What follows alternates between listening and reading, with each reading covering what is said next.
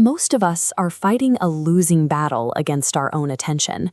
We try to brute force our way through the day, relying on sheer willpower to block out a constant barrage of emails, notifications, and demands. But if your brain is naturally wired for distraction, especially if you have ADHD, fighting that constant friction doesn't build focus. It guarantees severe mental exhaustion and burnout by noon. The most prolific people on the planet don't actually possess superhuman discipline. Instead, they've engineered clever environmental systems that actively trick their brains into locking in. Think of your workday like Plinko. Every open tab and minor decision is a peg. Your energy drops, bouncing wildly off distractions. But high-level output is subtractive. Clear the board of excess options, and your attention travels in a direct, uninterrupted line to the target. High-performance focus relies on a rigid structural filter rather than a muscle flexed through sheer willpower. The standard productivity advice tells you to start your morning with a few easy wins to build momentum. But knocking out simple emails or trivial chores is like eating dessert before dinner.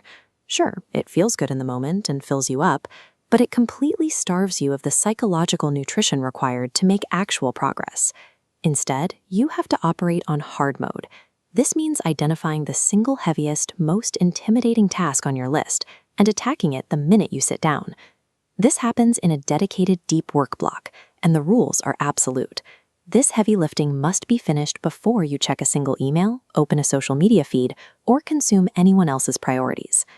Nailing that first heavy domino builds the specific momentum needed to carry that confidence into the remaining tasks of the day. The traditional corporate playbook says you should pack your calendar back to back and multitask to squeeze maximum value out of your shift. This chart highlights the biological cost of context switching.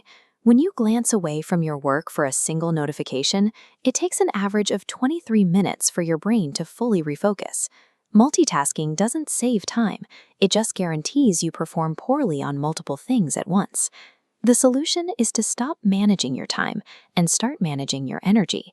You do this by grouping similar tasks together, like batching all your calls into one afternoon, and scheduling your highest stakes work during the exact hours your natural energy peaks. To protect that energy, you need a strict not-to-do list. This is a predetermined roster of low-value busy work, bad habits, and specific draining people that you outright refuse to engage with. Elite output has nothing to do with cramming more activities into a 24-hour window. It requires fiercely guarding the cognitive fuel you bring to the hours you actually decide to work. We tend to think of the flow state as a rare, magical burst of inspiration that we just have to sit around and wait for.